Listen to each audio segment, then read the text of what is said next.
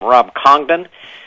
He's an expert, European history, policies, interactions with other nations, and he's traveled extensively there. He speaks around the world on what's happening there, and particularly as it relates to the nation of Israel and biblical prophecy, which highlights that the role of a realigned Europe and Russia, the part that it will play in the days that lead up to Israel being the focal point of the world. He's a regular commentator on the well-watched Prophecy Today program, as well as heading his own independent ministry called Congdon Ministries International. Rob Congdon, thanks for being with us today on the Conservative Commander Radio Show. Oh, it's a pleasure to join you today. We've talked a lot on this program, Rob, from a lot of different perspectives. We do a lot of looking at the Middle East, what's happening there. We've had a number of discussions from more of an economic aspect on Europe, what's happening in Russia, and that kind of thing. But as a student of history and in biblical prophecy, which I'd like to follow, I find that one thing that best describes the overarching impact of Barack Obama is how he seems to be causing the nations of the world to be realigned, and how Israel seems to be right in the center of it all. For most people, they would point to and say, we've seen things change with Egypt, and we've seen things change with Libya. Things are in the midst of changing with Syria, Saudi Arabia, aligning with Russia somewhat even more and more. They're unmistakable. However, and this is my question, other than the financial problems associated with Greece, Portugal, and so forth, there's not much that attention on Europe. My question to you, you're an expert on Europe, so my very brief question is this: are we seeing notable alignments or realignments of power in Europe, and if so, why is it significant? Well, certainly the answer is we're seeing significant realignment. In fact, to Americans, we don't get exposed to enough of the world's news to understand what's happening. But if you focus in on the European Union, you see that the strength of the European Union is growing as a unit of 28 nations, and they're starting to focus in heavily in the Middle East. Remember, historically, they have close ties to the Middle East, in many ways much closer than the United States does. And they have refocused in the attention, if you look at it from a world view, is that the European Union is heavily involved in the Middle East, and actually because of what's happened economically, both here and in Europe, the European Union is becoming the genuine power that is affecting the Middle East far more than the United States. Since World War I and World War II, the estimates there were over 75 million people were killed globally as a result of those two wars. After that, Europe appeared to have really lost its taste for war, and were very glad to let NATO and the United States defend them. But Europe is, if I'm not mistaken, and correct me if I'm not right, is also in a very bad economic condition, as we are in the U.S. So what is driving the realignment of the power? Is it economics? Is it politics? Is it religion or security? Or what's causing these things to change now? Well, I think significantly the prime cause that's happening is each units of government, let's use the term United States and the European Union, have been focusing on their own economics. The European Union, contrary to much of what we read, is actually doing better and improving, and particularly Germany is extremely strong economically. Because of that, and because they have some key people in the Middle East, Tony Blair, former Prime Minister of Britain, is down there working very actively. Because of the historic ties of France to the Middle East, Britain and Germany, you have this focusing into that continent, and it's sort of like, well, the U.S. is fine, they're worried about their own problems, but we're starting to work together to solve these national problems. So it's just very natural that the European Union, which is in many ways a united political power, is rising. They are starting to look at the military aspects, and consequently, the UN is becoming less significant. NATO, which has protected Europe for years, now the European Union is starting to talk about their own military forces, or perhaps NATO becoming merely a sub-power for them. So we're having a real change, and from any Christian viewpoint who reads the Scriptures, it's hard not to see that there's also a pattern that we would say on the providential level, on God's level, that seems and perhaps is moving toward the embryonic beginnings of what we would expect to see from the book of Daniel. The European Union, in your perspective, when I look back, it seems to me that what I have read and seen was that the cause for the formation of the European Union was really established to kind of rival the world's economic powers. Because you put them all together as a group, it's a big economic power. And they were doing that to kind of position themselves to be a player alongside the United States and China when they're coming up, among other reasons. In the minds of those who put together and originally came forward with the concept of the European Union, has it achieved its goal, or what will it be that will actually allow it to achieve its goal? Speak to that if you could. Okay, I get asked that a lot, and we see the pattern very clearly. Ironically, you have to go back to about the 15th century. That's where the idea of the European Union began. It has been pushed, and it's been called the European dream. The result of World War I probably did more than anything else to bring about the European Union. A very quiet, little peaceful man that few people notice, called Jean Monnet, had a major role behind the scenes of pulling together this European Union. It stalled in the 20s and 30s, but by World War II's end, Europe said, above all, never again do we want war, period. Never on our lands again. And they were ready to do anything, and the European Union offered two things, and you've touched on them. One is peace. And for over 50 years, there's been peace in Europe. That's almost unheard of in European history. Mm-hmm. And second of all, it promised prosperity. And the European Union's two goals are peace and prosperity. You hear it over and over in their statements. And economically today, the European Union is a stronger economic union than the United States economically. And now, let me ask you a question in this regard. Oh, sure. Is the Central Bank of Europe, which plays a major role, has a very close involvement with our Federal Reserve, seem to be operating somewhat in tandem. Is that the real power behind the European Union, or what connection is the European Union, for instance, with the Central Bank, which controls the finances? It seems to control the finances of Europe. Well, the central bank is their tool to help control, along with their use of the euro. That's their common currency, and it's given them significant power. What must always be observed on the European Union is where the power lies. It lies in a group of men and women that are 28 men and women who are not elected. They are appointed. Once elected, they are independent even of the countries that they came from. So their power is to really create the direction, the policies, etc., for the EU. The central bank and even our Fed is supportive of their decisions in many ways. You see, overall, the Commission, that's the 28 people, their ruling establishes direction, and the others become their tools, if you will. It was said by the founder of the European Union that he could conquer the world without an army. If he could just deal with economics and environmental issues, he could gain power over the world. And that's where they're headed. Well, now that's most interesting because I'll ask one other question here before we go to the break.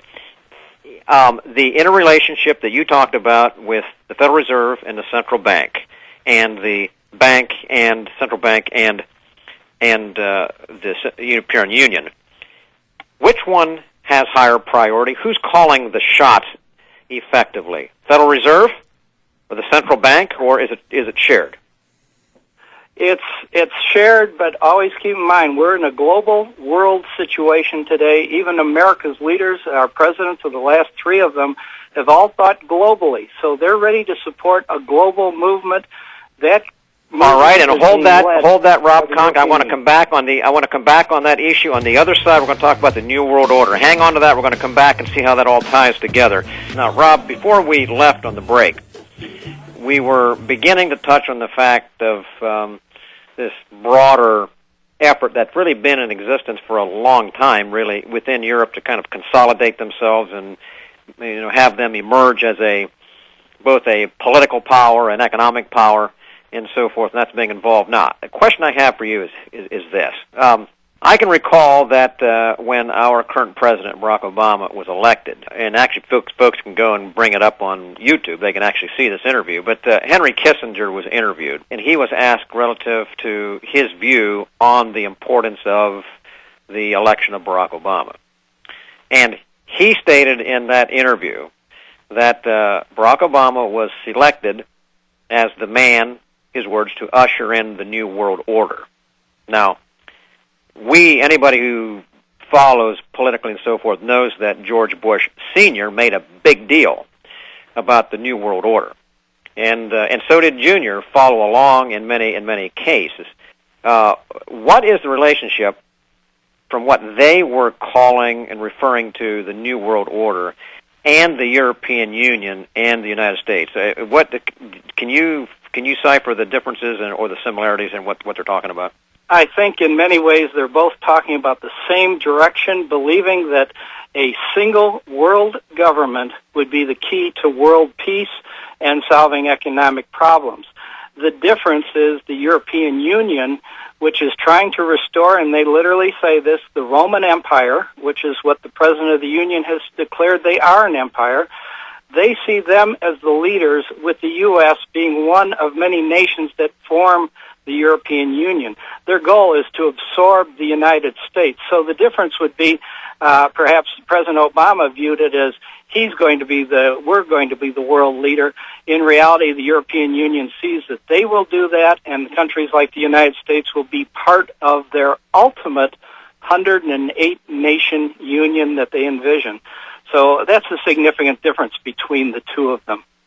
So in essence, both are viewing or would desire dominance, us perhaps, maybe this president, but also Central Europe as well. And you're saying that really at the end of the day, you're going to have Europe and the European Union as emerge on top with the United States in a lesser position. Now, it would make sense if you look at what's happening under this administration.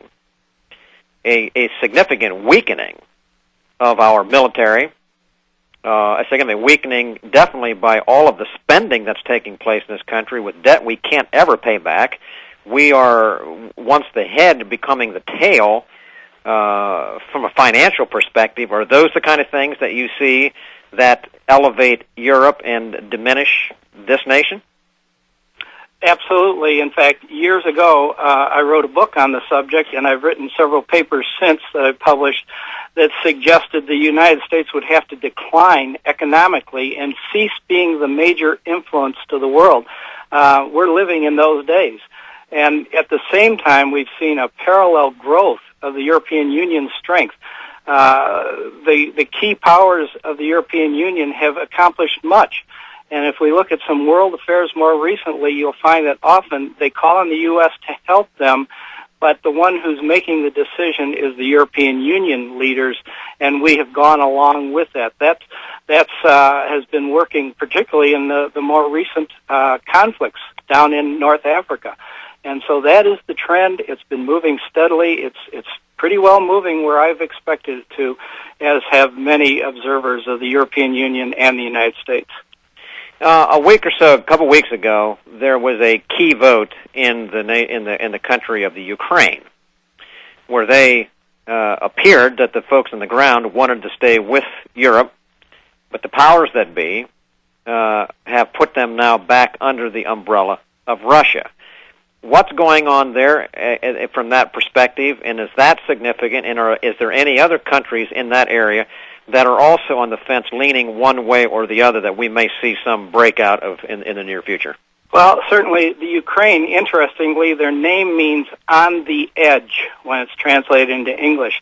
They are on the edge. They are the edge between Europe and Russia. And in that position, there has been ties and pulls back and forth for both groups to influence the Ukraine. What I see the Ukraine as significant is the fact that the western part of the Ukraine wants to be part of Europe, eastern wants to be part of Russia. I wouldn't be surprised, as others have started suggesting, that we could see a breakup of that country in such a way that you'd see this kind of dividing up. And interestingly, and I often do this, is I look back at the boundaries of the Roman Empire, because remember, the European Union's goal is to replace or become the modern Roman Empire. If Ukraine divided up the way I would see it possibly dividing, part of it that would go with Europe would have been from the ancient days of the Roman Empire. The other part would never have been part of it. And so I'm seeing some of these realignments, if you will, actually starting to fit very closely to a map of the Roman Empire in AD 117. And that's what I would expect from reading both the book of Daniel in the Bible and from just general history trends that I've seen throughout Europe. Now, you mentioned at the beginning that there was a very close historical relationship between Europe, France, England, so forth, with the Middle East. What is the relationship now or developing between European Union, not just the Middle East, but specifically Israel? What's the attraction to the Middle East, and what's the relationship with Israel specifically? Well, it's a very practical issue. For the European Union, Israel offers much in its exports to Europe to help Europe. Anybody living in Europe knows that the fruits from Israel are the best you can get. So it helps them. For Israel, it helps because it brings in money and, again, transfer of trade that has helped Israel. But never forget, and this is a crucial issue to always remember, if we go back to the end of World War I, Britain had the mandate over the Middle East that included what they called the land of Palestine, or we call Israel today. There are close ties. They see themselves as the big brother to these nations in the Middle East. France was involved with Syria. So what you have is a big brother still watching over little brother. In Britain's case, and in much of Europe, including Germany, has a sense of, if you want to call it, guilt toward Israel, that they have a very special care of it, plus an economic interest in it. And they also are concerned about some of the countries that could gain power if Israel declines. So it's kind of a military balance, a financial balance, and just a moral, if you want to call it, ancestry balance. And they feel strong about this in Europe. It isn't just like here, we don't think about it quite the same way. History is like many of these events happened yesterday in Europe, and they still affect everything in the decision-making. We only have just a couple of minutes left, but Russia has obviously significant interest in the Middle East, too. They would have more of a economic, perhaps, interest, I would suspect. You're suggesting that European Union's attraction to Israel is more of a, as you say, big brother moral type of a thing. Is that the distinction? I think so. You also have Russia has always tried to protect its borders wherever it sees threats. It sees an unstable, instable Middle East as a major threat to the peace of Russia. Russia is not the USSR. Russia is a country today, much smaller, and therefore they are very much concerned because that's closer to their backyard. So I think their interest is primarily defensive and protective. Do you ultimately see a conflict in the Middle East between the emerging European Union and Russia, and if so, over what? Well, it's hard to avoid the filter of looking through the Bible, and of course that would tell me I would expect to see that very thing. What I see is the European Union actually has very little interest in Russia. So it would be probably the European Union's expansion into countries that makes Russia feel insecure that could bring about a tension and war between them. So I don't necessarily see a major war. I see a one power becoming so much the world power that the other is not the significant power. And I think, according to the Bible, Russia is dealt with through other means in the Middle East, and not so much Europe. Okay. All right. Well, I tell you, we're about to end here. Rob, I'd like you to be able to tell folks who are listening where to go to find out more about either your writings, what you say, or that kind of thing. If you just give them a place to go, that would help. Certainly. If they go to our website, it's www.congdonministries.org. That's CONGDON Ministries.org. You can find out about our books on the European Union and our other books that we offer to help show how the Bible is very relevant to today and could well be living in a day that it's very important to us in terms of world history. All right. Well, thank you, Rob Congdon. I appreciate you being being with us today on the Conservative Commander Radio Show, and we look forward to hopefully in the future having you back with us. Thanks for being with us today. That's a pleasure to be with you.